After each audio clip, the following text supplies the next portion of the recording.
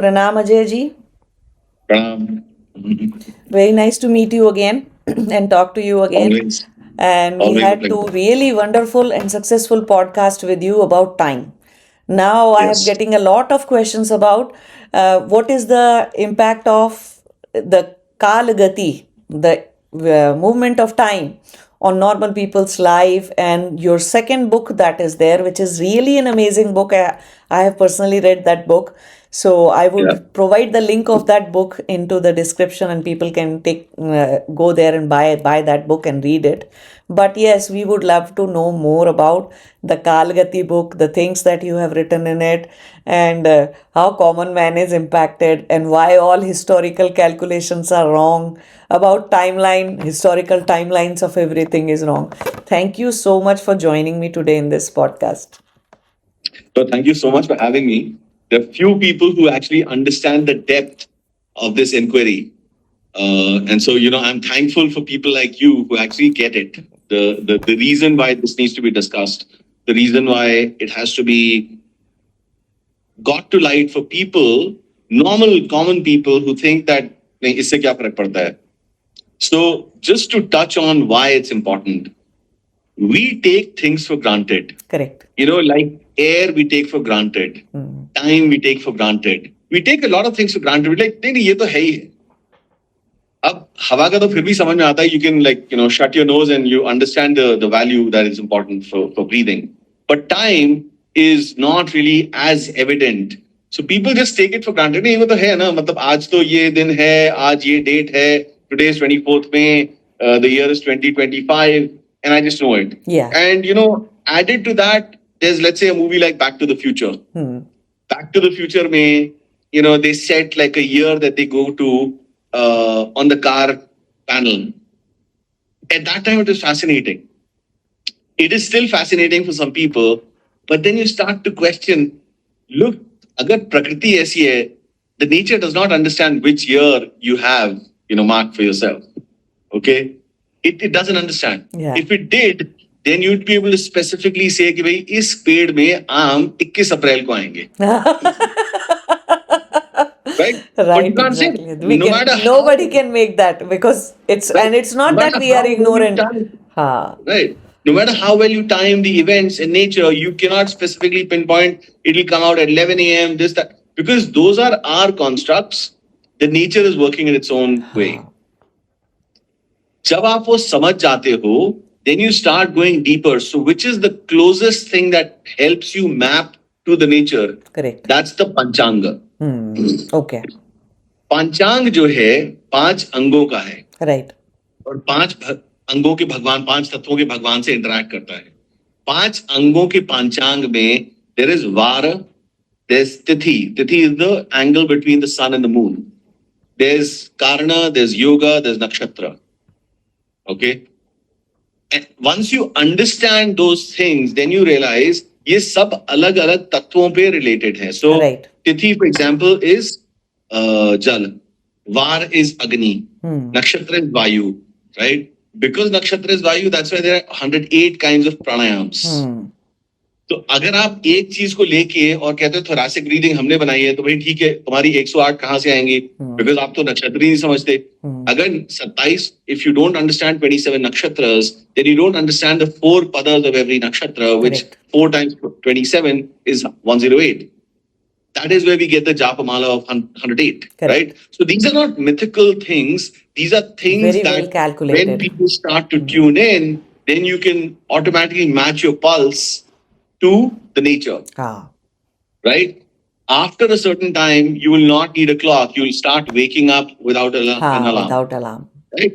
So it happens with me, it happens with you, it happens with people. Yeah. After a while, I've not used an alarm for I don't know how many years now. Yeah, neither. Right? And I just have decided I wake up at 4, I'll wake up at 4. I mean, again, it'll not be like exactly 4, it might be a minute here, a minute there. But then the broad timing, yes, you started tuning. Now, the reason I'm explaining this is because a lot of those things we've taken for granted. Correct. And because of the mechanistic assumption of science, the universe is mechanistic, science made, like the Western science, the modern science that we say, started to treat the nature in the way that they had mapped it, which is what has made things go out of tune. Yes. The more it goes out of tune, the more sustainability challenges that they face. This is the linear extraction of nature, right? So they've always assumed that, these are the sources that are available to us. So, for example, fishing, we can keep fishing forever for how many years that we want. It's resulted in places like lakes and rivers running out of fish. And that has resulted in decay of the aquatic life and, many other things. So the West is currently facing things that they had not even imagined. So they have started to tune back in, but again, they've got this fixed mindset, like science is perfect. Science is not perfect. Science is an assumption. With all that, in today's parlance, in today's reality that we have, the more a common man tunes into nature, the more awareness of time, the more awareness of kala that he has or she has, the better it is for them, right? And again, we have a habit of interchanging. No, I'm not religious, I'm spiritual, I'm this, I'm that. The moment you say you're spiritual, you're automatically calling yourself a Hindu because there is no spirituality anywhere else, right? The moment you understand, again, people will, no, but this is that, all religions are the same. Yes, religions are same, but those religions are all belief-based. They are not Vishwas-based. The moment you understand what Vishwas is, belief comes from a root of love. You're feeling the love, but you can't really explain where the love is. Right? So when people there say is like... no logic to it. Vishwas has a logic to it, rationality to it. Vishwas is like specific breathing pattern. Correct. So, when a guru gets you into a gurukul, the first thing that they teach you is pranayam. Correct. If you're not aware of your prana, you can't be aware of anything else. If you're not even aware of yourself, you can't be aware of anything else. So that's the very first thing that, people get aware of, which is what makes it very important for people to start tuning it with this rather than believing something. Correct. Right? So when a lot of people say, well, I'm feeling the love of Christ, well, for all they might be feeling the love of Sri Ram, right? Because Sri Ram is Surya Avatar and, Christ is the son of God. Are they meaning the son S-U-N of God or S-O-N of God? They themselves are not very clear, right? Because Bible itself has been rewritten many, many times over. Yes. So the Shastric proof, and again, I'm saying a lot of questions that I'm answering that you've not even asked. No, I know, but that is fine. When people say, correct, well, I don't really know the Shastras, but this is what I feel. No. Please go back to the Shastras. Where do 360 degrees come from? Where do 24 hours come from? Where does the second come from? All of this comes from the Vedic literature. So what impact will it have on a lot of people study timelines, right? Historical timelines of events that have happened like 12,000 years ago, 5,000 years ago to 10,000. Especially I'm talking in terms of the events that have happened in Indian history. When did Mahabharata happen? So what they are trying to do is they might use the astronomical data from the Indian perspective and from the Vedanga and everything. But in the end, they are trying to superimpose it on the time concept of today. Exactly. Because that is when they are not saying this happened when this nakshatra, this was in the sky. They are saying it happened on 560 BC, AD, this, that and everything. So you see what kind of superimposition is happening. So the problem is right there. You're trying to map something on the incorrect scale. Exactly. That's it. Specifically, right? If you have, let's say a baby is born, right? The baby is, 1 year old, the mother is, 25, let's say. The baby starts to grow. You'll have a primary metric that, the baby is younger than the mother, baby is smaller than the mother. After a while, the baby becomes like a full-grown man, and the baby, let's say, is 6 feet. Mother is still 5'5". The mother now starts to shrink, right? And she's older. You can't use the same parameter. You have to have certain other parameters. Yes. So people are somehow missing that point. They're like, no, but what about this? I said, let me give you another example. If you take a picture of this lady's great-grandmother, when she was 25, she would have been upright. Now you treat this as older than this and older than this, but younger than this. Right? So you're actually losing yourself in that, projecting the fundamentals that you assumed back on things that you have no idea of. Right. And when you understand that, you basically go back to always one thing. If Ramayana has, let's say, it specifically says on Sri Ram, born on Chaitra Mas, Shukla Paksh Navami, all the grahas are Ucha, and it's giving you specific. If people can, if you read book one, I've given very specific details. There were specific details about time. They're focused on measuring it, right? Cycles and this and that. If those people are so specific on time, don't you think they would have actually mentioned, well, this is, this in this year of this Samvat? They could have done that. But they understand that it is something that we need to project for the future. Yeah. Right. And I think instead of giving us a date and by measuring calendar years of the, Gregorian calendar, they would have done a better job if they would have said, like, we have had 98 cycles since then. Cycles of the entire cycles of the way the earth, the planet and things go on. Just these many cycles have happened. And now we would have known the exact correct way of, okay, roughly how many cycles. So if 1 year contains these many, one Gregorian year has this, then this happened in the past. So that whole perception of the people needs to change. That they need to start looking at the time, not just in terms of Gregorian calendar, because human life does not function as per the Gregorian calendar at all. Exactly. Nothing in the nature works like that. So this is a teacher, this is a science teacher who's talking to me and like, very fascinated with, Ajay ji, you've written this book, fascinating, but, I can't understand why did Vishnu do this? I said, you haven't understood that concept. Back to your point. What they've done, essentially when you read the Ramayana that is available to us is from 23rd Treta Yuga of this Manvantara. Every Manvantara has 71 Chaturyugas.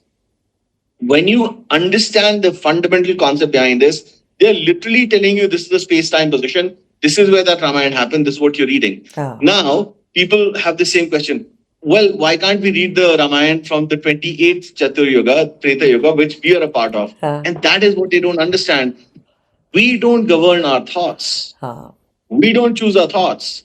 The moment you understand that, then the whole world of possibilities will open up for you, and you realize the thought that is coming to you is a function of many things that are inside you and outside you. Yes. It is not independent, right? Correct. So how long you live has been programmed into you. Where has it been programmed from? Multiple functions. Your prarabdha karma, your sanchita karma, where you were born, who you were born to. I mean, all of those things, the parameters, when you start to understand the complexity of the system, that is what you're tuning in when you're tuning into time. And suddenly it starts to improve your life, improve your lifestyle, improve your awareness levels, because you suddenly realize, look, I've been hung on to these things like, it's my, greatest Swiss watch, and I'm going to just hold on to it for the rest of my life. Suddenly you realize that Swiss watch is, completely irrelevant because the time itself has changed. So a lot of those things are applicable today, especially to the common man. Okay? Muhurta, for example, is very important.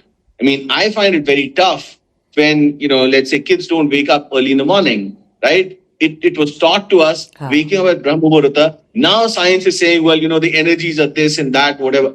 Well, the Vedic scriptures, the Hindus have been saying it for a long time. Waking at Brahma Muhurta is the best time for you to learn, for you to manifest, for you to do whatever you want, right?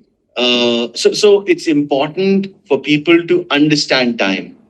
In Jyotish, you are even explained and taught, even if you start naming and chanting the name of the nakshatras and the rashis, they start to benefit you. Right? I just got a brilliant idea for you. That means this research that you have done, this could be very beneficial in today's parlance of Right. the war going on between Ukraine, Russia, war going on Right. between Israel and Palestine, war going on between India attacked Pakistan. We can't call it war actually. Fight against terrorism, let's call it that. Right. But Right. It's fighting terrorism. yeah, but Yeah. because Pakistan couldn't fight back, so we Right. cannot call it war. It wouldn't be. Right. Right. It shouldn't get that kind of a dignity actually. Right. So Right. that is happening. Fighting against terrorism is happening. All these weapons that you see, say for example, it's taking that many microseconds, and we are trying to Right. today we are trying to invent new weapons from the satellites, from the space weapons and things like that. Right. How beneficial this time study and this knowledge of time will be in inventing new kind of weapons and in doing these kind of things. Extremely, extremely beneficial. If you understand, right? Currently, the way we are studying things is using a fixed time.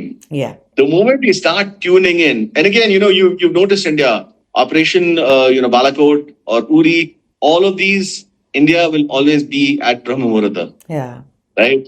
This joker from Pakistan is like, kaun All raat ke our andhere mein humla attacks karta hai. happen in Brahma Muhurta. It has got to be a Brahma Muhurta. You cannot attack, right? Because that is the best time. So, coming back to this, why the wars are happening, why people are trying to dominate, especially the terrorism that you talked about, from Pakistan or wherever. It's an important thing to understand. Saudi Arabia dropped the Hijri calendar, and they've started to follow the Gregorian calendar. Some of the people are saying, well, it doesn't matter. That's for religious purposes, and this is for business purposes. See, there is no two purposes. It's like That's saying what I have Indians two fathers. we in India did, right? We are still we use our calendar for a lot of other things. No. So let me actually tell you something different. The world runs on Vikram Samvat. Yeah. You might not call it that, but it is run on Vikram Samvat. The agrarian economies will always function with lunar solar calendars. Right. Whether they understand it or not is not. It's not important for me to know that today is Dwadashi, today is Jesh Tamasa. That's for the intelligent people to know, right? As long as I'm working on Excel, it doesn't really matter to me whether it's on a MacBook or is it on a Windows computer, right? But that's for the person who's unaware.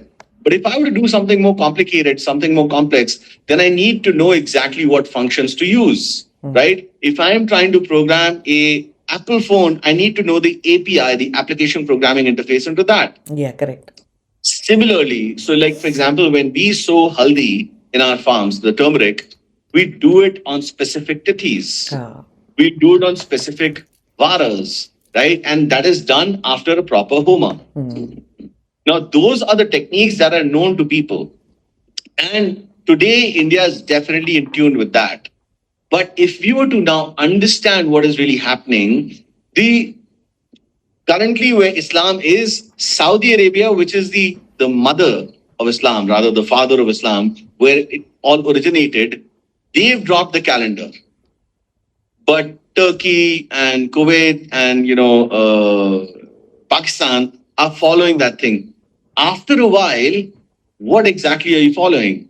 So it'll take some time, but it'll crumble because you don't have anything to look back to. What is guiding you, right? And somehow people don't understand it. I'm thinking, well, today is a Saturday. I know how the calendars work. Let's say there's some kind of an explosion or a nuclear explosion or whatever, and all of us just pass out, and we wake up without any memory of it. We have no idea how many days it's taken for us to wake up. How do you determine what weekday it was? That's kind of what happened 2,000 years, 3,000 years ago, right? Yeah. So you would think, how did Moses suddenly come out of the blues and says, we'll start observing 7 days a week? And how did it map exactly to the weekdays that, India, the Hindus were following? There was some kind of a latent memory, right? Something that awoke in him that informed him, or they came back and took the information from here. The reason why India is called Vishwaguru is for this, because the Kala Gyan, the knowledge of time, is given by India. If India were to wipe out, the world would collapse.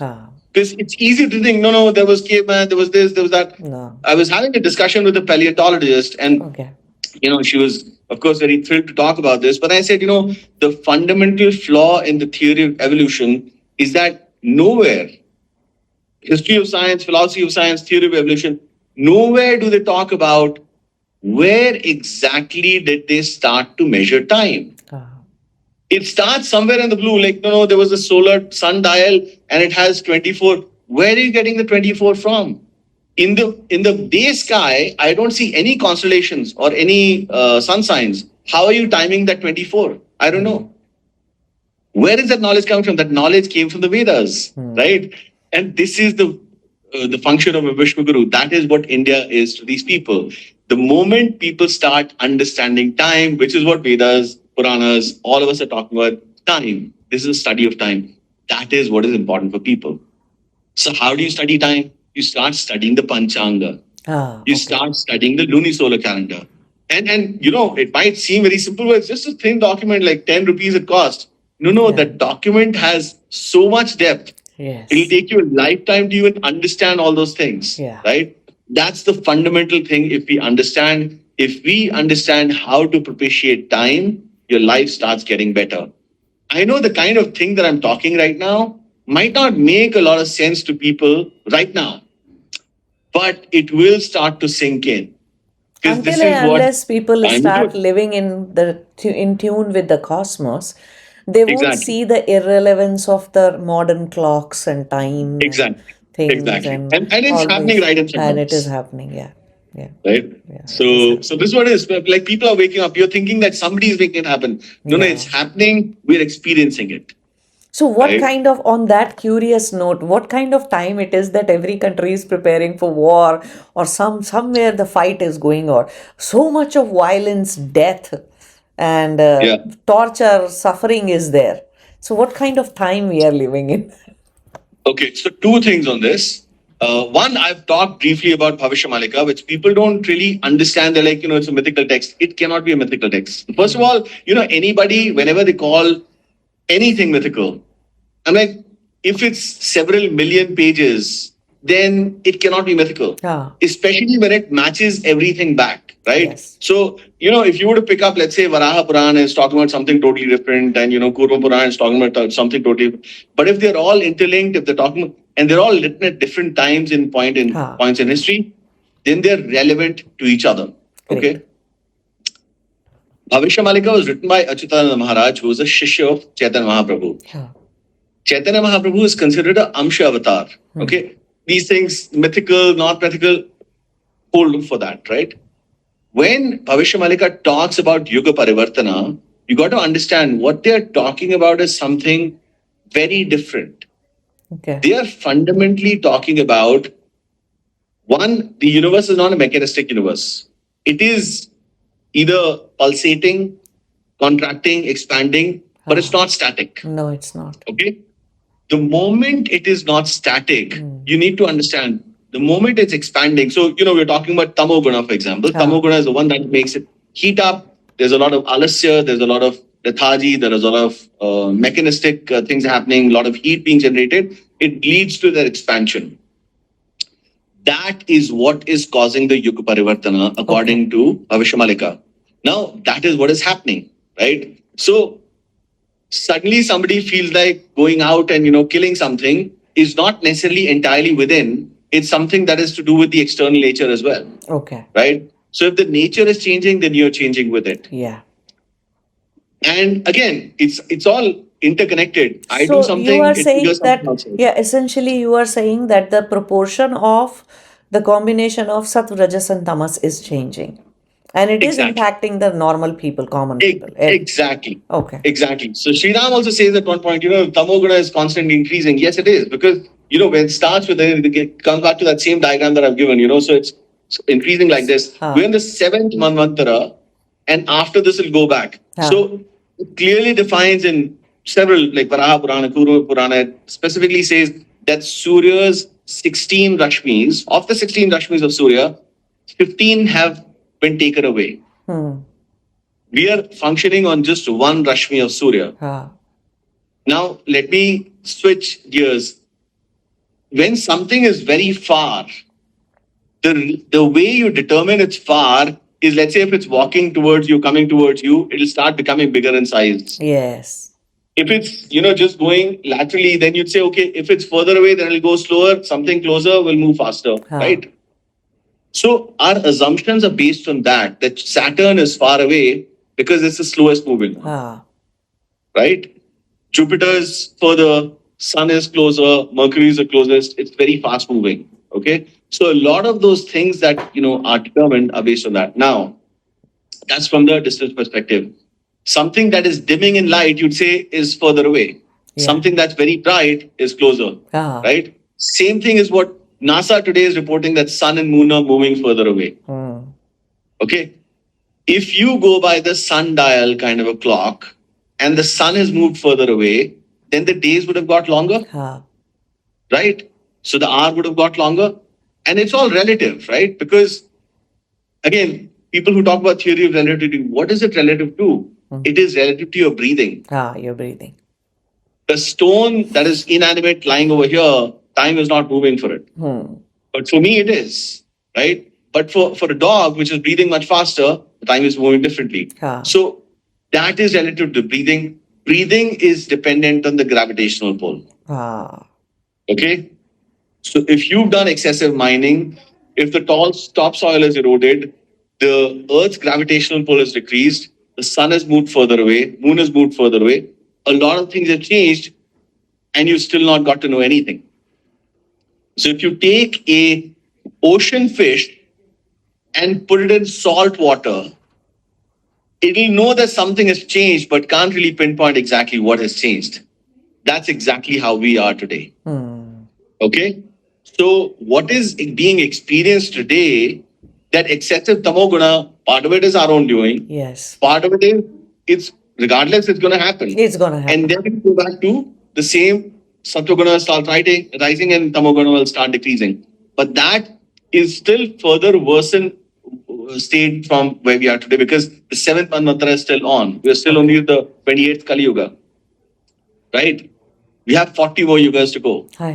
And so, but here's the interesting thing. You cannot say, when people say, well, these many years have to go, that's what you're not able to understand. There is this, the sphere that expands and contracts, but it remains. So the calculation of time will change if something is expanding and contracting. Right? Yeah. But you can't make out if something suddenly changed, like if something, has changed, it's changed for everybody. You can't time it. The machines will fall out of sync. And that is what Bhavishya Malika talks about. It says machines will start, stalling. First of all, in 15th century, there were no machines. He's written about this. Because he could visualize that clocks, the moment the clock came in, they started to time everything with it. And they start to lose focus on the sun. And a primary example is this, right? Hindus are fundamentally worshippers of the sun. Correct. So you offer, if sun is rising today here, tomorrow it's here, day after it's here, day after it's here, you suddenly start to tune into the sun. But then the whole idea, if you go to the US, I'm not sure if it's the same with Australia, and you have east to west highways, north-south highways. But you fix the direction. That doesn't mean the sun is stalled. Following sun that. is changing. And that's exactly how we've structured our systems. Yes. We started doing daylight savings time. We've started.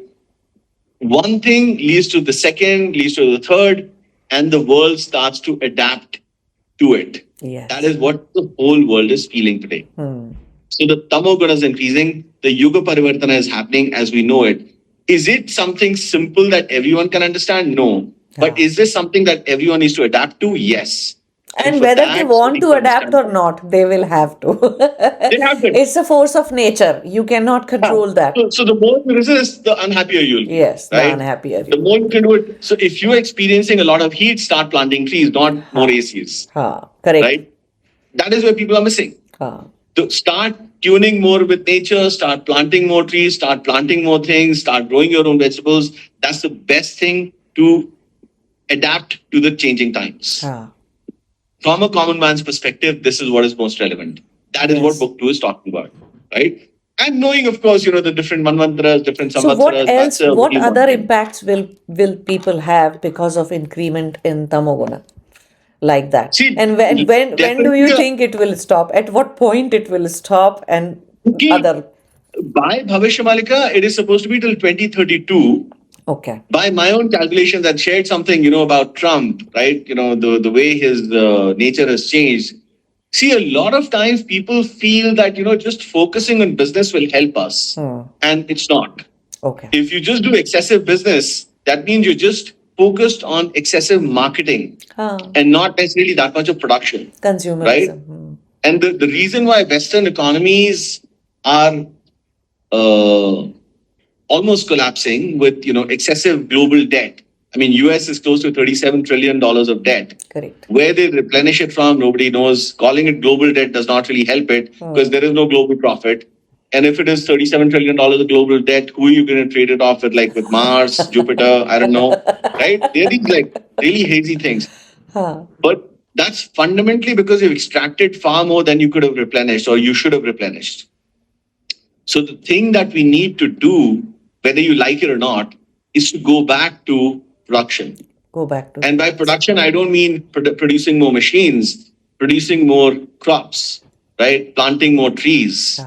The extractive plantations were things like pine trees and eucalyptus trees and lantana, which has ruined about 50% of India's agrarian land, which is very tough for people to sink in. In addition to that, the institutions like Forest Research Institute that was set up by the British are not necessarily friendly and open towards changing those things. So the thing for us to understand is, if we know of these kind of crops and trees, as active citizens and informed citizens, you need to take up these causes with your local authorities, right? The more beneficial crop that you grow, the lesser of deserts that you have, the better it is for you. Correct. Right? Correct. Having more trees is only going to help us more. Yes. Like, this is not something that is coming from the outside. This whole theory that aliens are doing this. At the end of the day, if you just manage the place where you're at properly, grow trees, grow plants, keep it green, cool it down, the better it is. And I'm seeing a lot of people are mentally disturbed these days. I don't know why. And it wasn't these many people in number before. But since last 1 year, I have seen everybody going crazy about one thing or the other. And it's as if some sort of an absenteeism is there in their consciousness. Lapse in consciousness is what I'm seeing in a lot of people. And what you just explained is exactly what I was trying to tell you. That's exactly what will happen. Right? People don't record these things the way they would have to because they are over relying on, let's say, their phone or their memory. I mean, there have been examples and I've quoted a couple of these in my second book. For example, the Nestle CEO made the statement that we should shut down all the wells, dry up the rivers because we want to control the water. Okay. Sell them bottled water. The whole idea global domination was to control the supply to people. Water, air, food, everything, right? What has it done? It's backfired. 20 years into it, Nestle might own Maggie, but they're not going to be able to change anything because eventually nature will push back. Yes. And that is what has happened. In Himachal, it happened. You're seeing earthquakes, floods. It'll happen. Yeah. What we need to do is, when people start losing this consciousness, that memory, is that they have not actually, a lot of people feel that living in a 50th story apartment is actually just going to help them. It's not. It's not. It's not. You need to come back down to the ground, connect back with nature, start walking bare feet on, your lawn. Yeah, I see people's, to me, it feels as if thoda screw gir gaya hai koi. Seriously, all around me, it is like that some screws have not only loose, earlier we can say they had loose screws in their head. Now it's like the screws are gone altogether. It's a situation like that. And just the normal people, highly educated, well-mannered people, but there is something amiss in their behavior, in their mental, and you can sense it that they are going through something challenging is happening somewhere, which is not only that it is beyond their control, it's beyond their understanding completely. Right. Because no, they've got so focused on analysis paralysis that Completely it's just like out sort of of giving tune with in. nature. Completely out Right. of tune with nature. Right. And so that's it. So back to your original question, how do you tune in? You tune back in with, of Go to course, walking in jungles, nature go is to one, being forest. in nature is another. Planting trees, understand Yes. what your nakshatra trees is. Start walking Understand what, barefoot when you can, especially on the right. earth. Yeah. And we'd gone excessive on an overdrive on this is a better product, like, Australian honey. Australian honey will not give you better immunity sitting in Delhi. No. Okay? Not sitting in London. You need No. to get the locally sourced honey. Especially if it is when it comes to immunity. Just Right. few days back, I was listening to Aboriginal old guy here, and he was Right. telling us how this tree, this tree, this tree, and these trees are actually million billion years old, since the Australian island, the earth of Australia might have come into existence, and they are Right. carrying it in their education, in their verbal knowledge. Nobody has written anything there, but these Aboriginal people, so they have created something for immunity, especially for modern times, and they were talking about it, how this plant, this, then that was very striking to me, because he said the exactly same thing that you said. Immunity cannot be maintained by eating something that belongs to the other country. Your immunity, because wherever your panchatattva body is, exactly that place, that country, that city's geographies, things that are growing there, that is what you should eat. That is what will be beneficial for your body. So he said you cannot have something brought from England, something brought from Britain. You need to start eating Australian native trees, Australian native stuff, and that is when your immunity will be strong. And they are the people who don't wear much clothes, and they are mostly naked all the time, and they walk barefoot at all times. Period. Exactly. Right. And that, I'll tell you how this is translated. Let's do it. One of the business practices. I mean, they won't like it if I call it a business practice, but it is, right? So I'd set up Harva, for example, and we had these rural centers, and we had also a medical help desk. So the medical help desk, we typically try to treat the patients whoever needed like urgent medical help. So we'd say, okay, great, this is what we'll do. We'll tie up with the local hospitals, all that work, fantastic.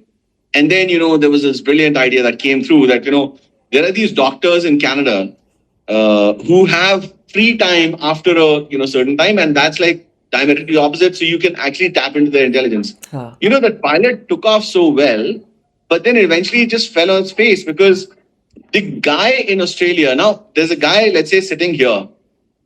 He's signing 300 parchis because he knows what the epidemic that is going on locally. What kind of viruses, bacteria are there? What kind of infection this guy has come, stomachache, great, this is it, go. Until the person comes back the third time, they don't even care. The guy sitting in Canada has no clue what's going on locally. Right? And so the more we've tried to make this global world flat, the more it's backfired. That's part of the reason what we're experiencing now is happening. All the Indians here actually want to go to only Indian doctors. Why? Right. Because if you go to a Western doctor, they will give you a list of you are lacking blood, you are lacking iron, you are lacking this, and you do not understand Indian body at all. You go to an Indian guy, he'll tell you nothing is lacking. Indians are like that. That's the average for Indians. You're fine. By the way, this is the interesting thing. When the Europeans started to colonize, the first thing that they started trading was spices. Spices. You got to question, why spices? Bhai, kuch aur karte. The reason spices is because spices is what are used for propitiating the Devi Devatas. Correct. Right? Pure Havan Samagri is only that. Spices. When you understand that, so today, when I tell somebody, look, if you are experiencing a lot of negativity, take a ilaichi, put it in your mouth, and then whenever you're going out to speak, use that. This sounds mythical to people, but it's not. That's why the spices are important. So if you actually use an ilaichi or a long or a supari or whatever, they actually benefit you the way you start to think. Yes. Right? Because Saraswati ka vaas ilaichi mein. Right? That's the thing that is being told to you. If you not take this elaichi, throw it away, use a chewing gum instead. Chewing gum is part plastic. Plastic. So a lot of oral Worst cancer thing. is linked back to this, right? So a lot of our existence has come to usage of plastic and shoving this away. See, for us, spices are natural. Which Devi Devta You'd is also connected to find long? Durga. Durga. Okay. So you'd find a lot of people Huh. will say, well, don't do this. This is bad. Too many spices, too many masala. What's the problem? Masala is not a problem. It is the advertising that was done to tune you away from it. Okay. Now coming to this. If, let's say, you are a really strong person and you want to just have people like benefit your economy, you would want them to tune away from whatever natural resources they were.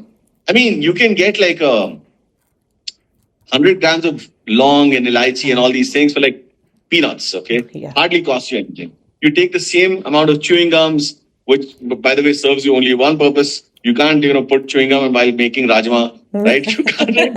So when you understand that, like, oh my God. So not only are they good digestives, they are, going to influence the way you think. And don't take my word for it. Start using it. Yes. And you'll start seeing, like, there is also said that when you light a diya for the deity, you put 2 elaichis, 3 longs, and this, and you light it with a kapoor. Yes. You'll suddenly start feeling, if you're aware enough, you'll start feeling the difference. Correct. So use it on the specific tithis. So you should know what the tithi is. Like today, Dwadashi, it's a Mercury tithi, it's a Vishnu tithi. Right? But it's a Shanivar. So, which is the deity that you go with? And again, a lot of people, all religions are the same. No. You don't understand. Religions are different. This is Dharma. A Dharma, you're tuning in with a cosmic point. And it is science. Not the fake science, it's the real living science. Science of life. When you understand that, it blows your mind because you're like, why are you not able to understand it? Sun is rising in the east. It is sun that is determining the east, not you determining the east and telling the sun to rise there. For some reason, that is just not getting through. And the moment it starts getting through, people just go like, wow. I mean, my brain is just exploded. I'm honestly pleased, surprised. A lot of Bengalis are now, doing the podcast. They're like very curious because I realized the amount of deracination that was done by the British in Bengal was far higher than anywhere else. Correct. Right? So I think from a common man's perspective, it's very important then to start tuning into time. Thank you so much, Ajay ji. Wonderful podcast as always and wonderful really talking to you. Thank you so much. Thank you so much.